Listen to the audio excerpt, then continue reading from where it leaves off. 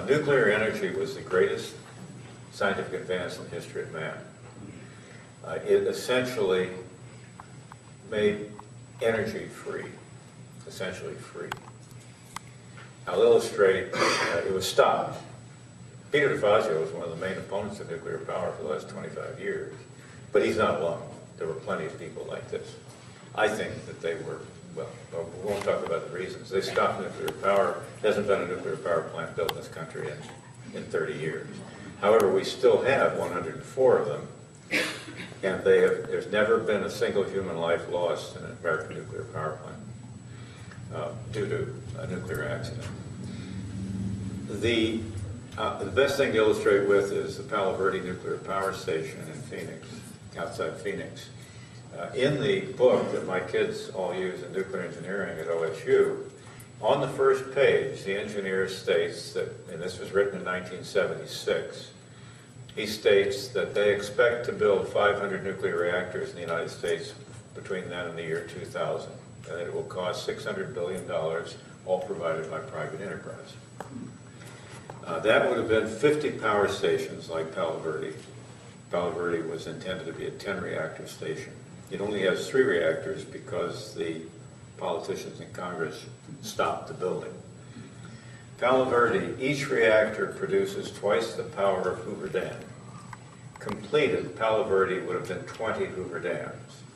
What the engineers thought they were going to do was to put 20 Hoover Dams in every state in the Union with such a small footprint that most people wouldn't even have known they were there. That power station would fit on my small farm down in Oregon.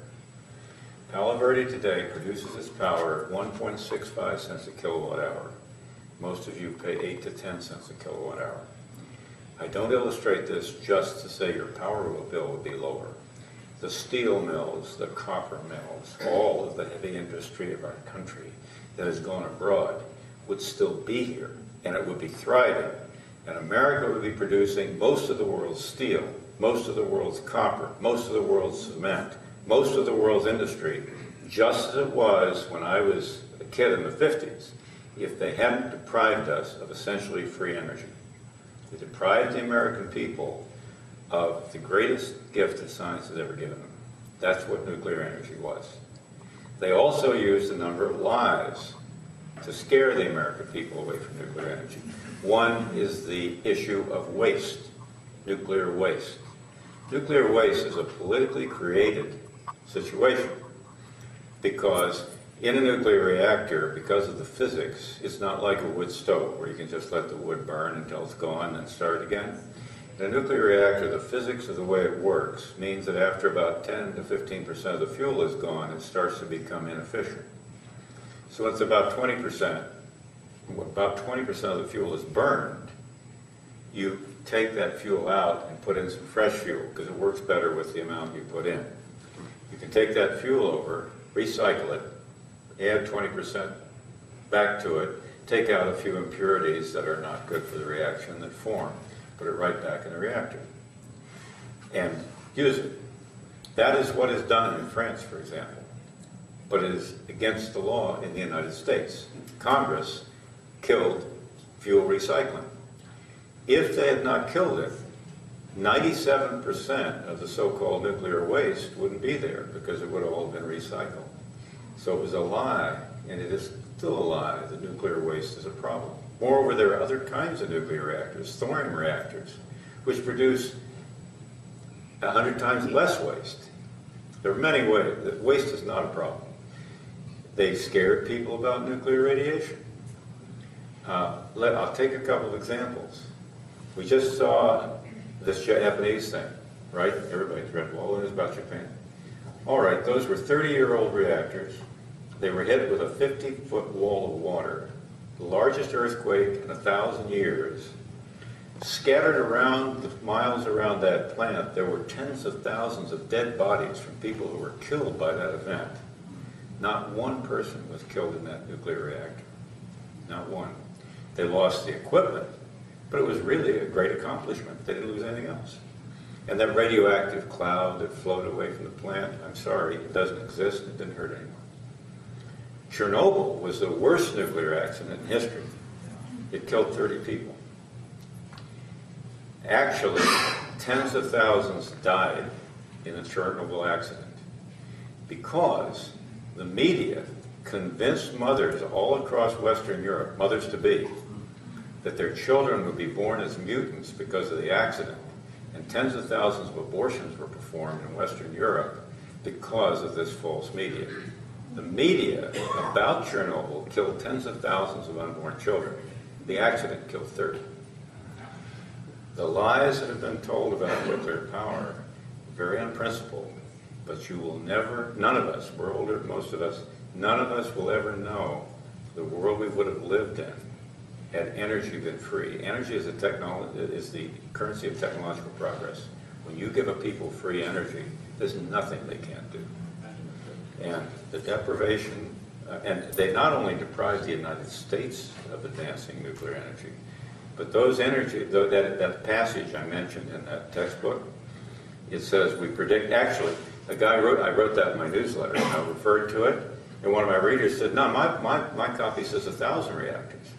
So I wrote to the author, and he says, yeah, we had 1,000 in there, but they were already clamping down on us, so I changed it to 500 in a later edition.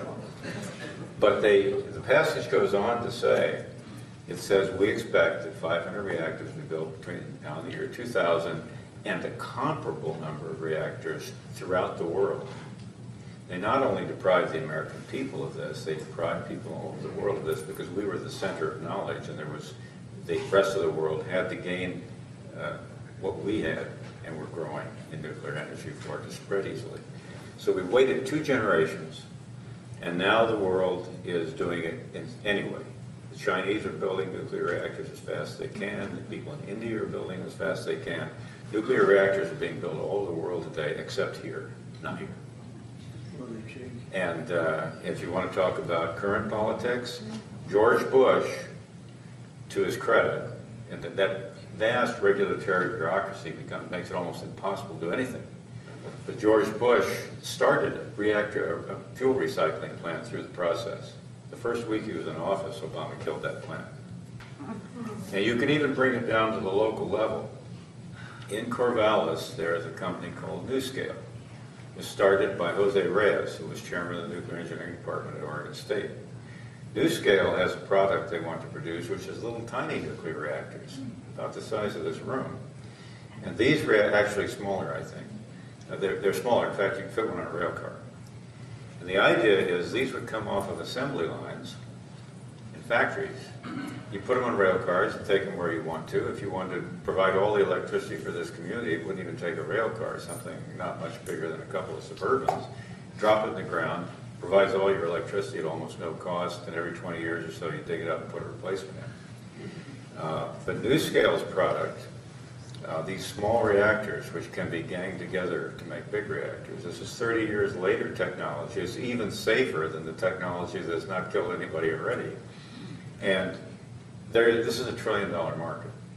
There's no question there will be trillions of dollars spent in the world on these small assembly line made reactors.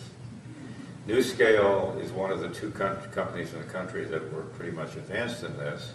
The Chinese, the Japanese, the Russians, they're building these things now. NuScale is about 10 more years of paperwork before the U.S. government will let them build a prototype. Was it the oil people that were shutting down nuclear? My guess is that oil lobbyists had a lot to do with it, but I don't know the history of this. But do you have any idea what would pump into Oregon if you had just that one industry? You'd probably double per capita income in this, and this is in our district. But you can't do it. They can't build. They cannot build a model of their. They can't build a working. So I'm going to add a follow-up to that. Solar energy, wind energy. Give us your take on that. Well, wind energy is probably always be impractical. Both of these methods are very, very expensive ways of making electricity today. And my opinion, I should say something about this. If I go to Congress, I shouldn't have any, and I know a lot about energy. I've written about this for 20 years. I'm supposed to be an expert in it. I shouldn't have anything to say whatever about how energy is produced in this country. I should just get the government out of the way, leave a level playing field, and let the free market produce what it will. Yeah. So I don't offer these opinions because I think that they should be followed. But you can ask, In the case of wind energy, I think that the technology is so impractical, it will probably never be of any merit. Today it's just a sink for government money, for tax money. And it clutters up the landscape with equipment that I don't think will even be in operation very long. In the case of solar power, it is possible for this to advance. And I think already it's practical in remote locations. You're seeing solar panels on houses. Notice they're mostly expensive houses because the government pays for that, but it pays with tax breaks. And unless you have a big tax bill, that doesn't help you. It's somehow the regressive aspects of this don't impress the politicians that are doing it. But we already have a situation now. You see the Chinese, solar power involves the panels and also the ancillary equipment and a lot of other things that go with it, but the panels are part of it. The Chinese dropped the price of those panels a factor of 5 with advances, and now our Congress is busy erecting trade barriers against Chinese panels. I think that right now they're trying to add, for starters, a 31% tax on those panels coming into our country. And as an admission, for full disclosure, there's some pallets of panels sitting outside our laboratory, not installed on our roof yet. The reason for this is we have some freezers with samples that are absolutely irreplaceable. And we must have backup power, and we have diesel, but we thought the solar would be helpful. But the reason they're out there is that those solar panel companies were going broke, and we went to one of the auctions.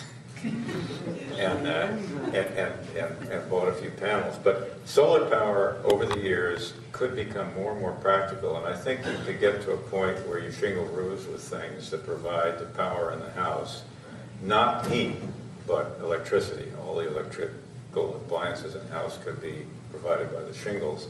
And we're not probably too far away from that advance. Maybe within 10 years you'll see it.